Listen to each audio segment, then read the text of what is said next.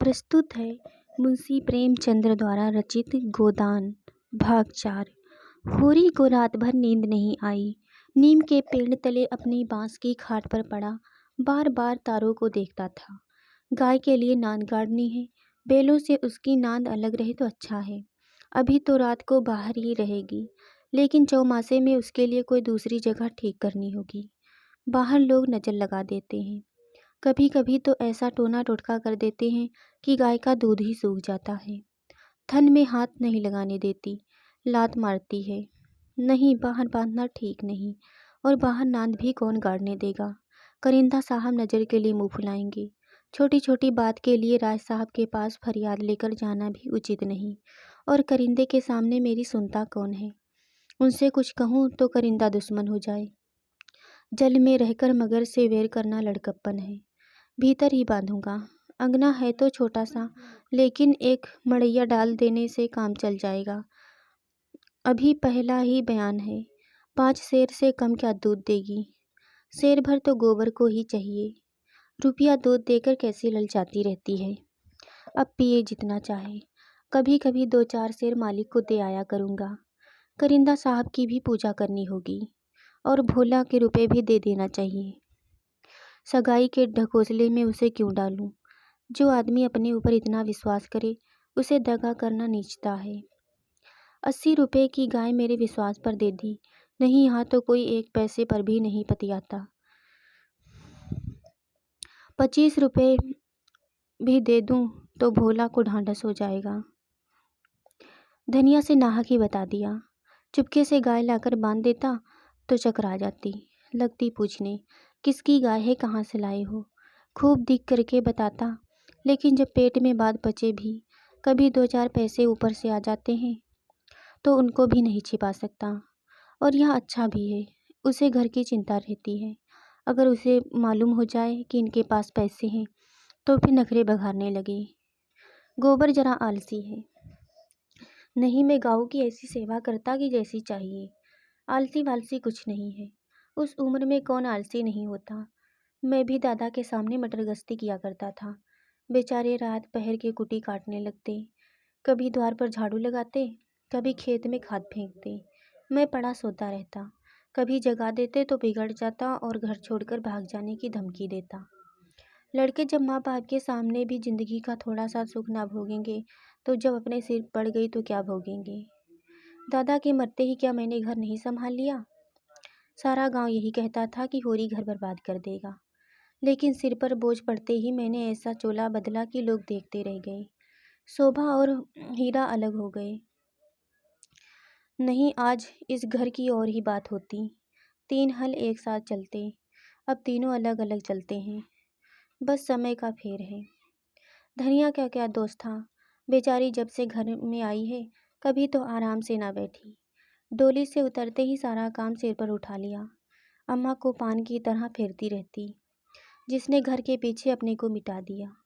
देवरानियों से काम करने को कहती तो क्या बुरा करती, आखिर उसे भी कुछ आराम मिलना चाहिए। लेकिन भाग्य में आराम लिखा होता तब तो मिलता। तब तो देवरों के लिए मरती थी और अब बच्चों के लिए मरती है। वह इतनी सीधी गमखोर निश्चल न होती तो आज शोभा और हीरा जो मूछें पर ताव देते फिरते हैं कहीं भीख मांगते होते। आदमी कितना स्वार्थी हो जाता है। जिसके लिए लड़ो वही जान का दुश्मन हो जाता है। होरी ने फिर पूरब की ओर देखा। शायद भिनसार हो गई है। गोबर काहे को जगाने लगा।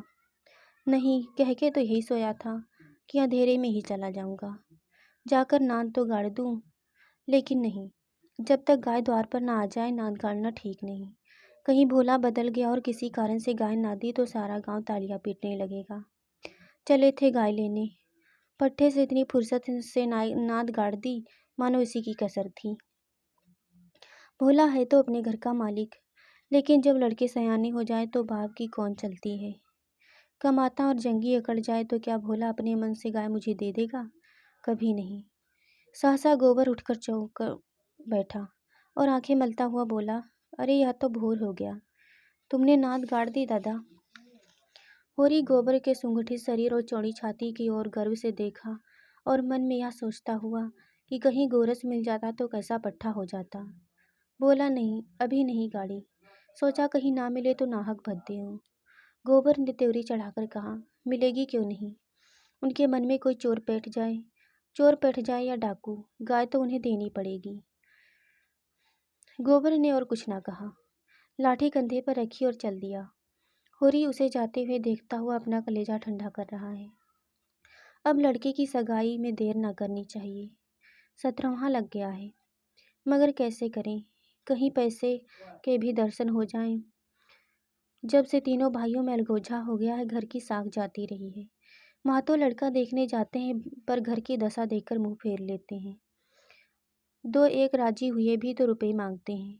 200-300 लड़के का दाम चुकाने और इतना ही कर ऊपर से खर्च करें, तब जाकर ब्याह हो।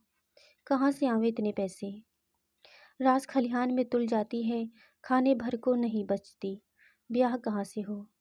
और अब तो सोना ब्याहने योग्य हो गई है। लड़के का ब्याह ना हुआ सही, लड़की का ब्याह ना हुआ तो बिरादरी में हंसी होगी। पहले तो उसकी ही सगाई करनी पड़ेगी, पीछे देखा जाएगा। एक आदमी ने आकर राम राम किया और पूछा, तुम्हारी कोठी में कुछ बांस होंगे महतो। होरी ने देखा, दमड़ी बांसोर सामने खड़ा है।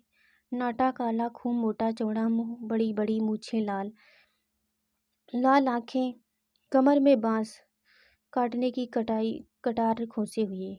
साल में 2 बार आकर चिप चिपके कुर्सियाँ, मोड़े, टकोरियाँ आदि बनाने के लिए कुछ बांस काट ले जाता था।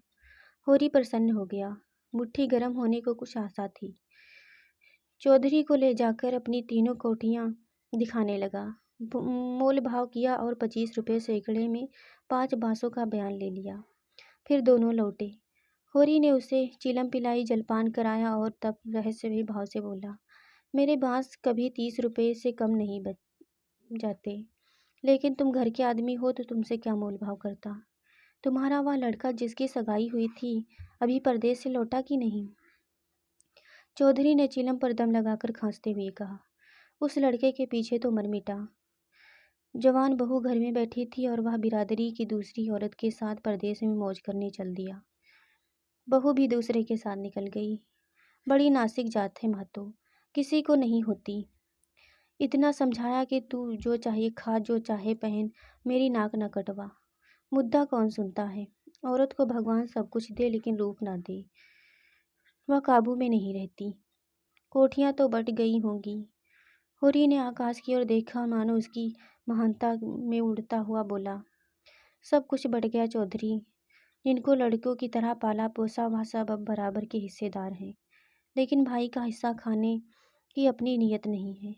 इधर तुमसे रुपए मिलेंगे, उधर भाइयों को बांट दूंगा। 4 दिन की जिंदगी में क्यों किसी से छल कपट करूं।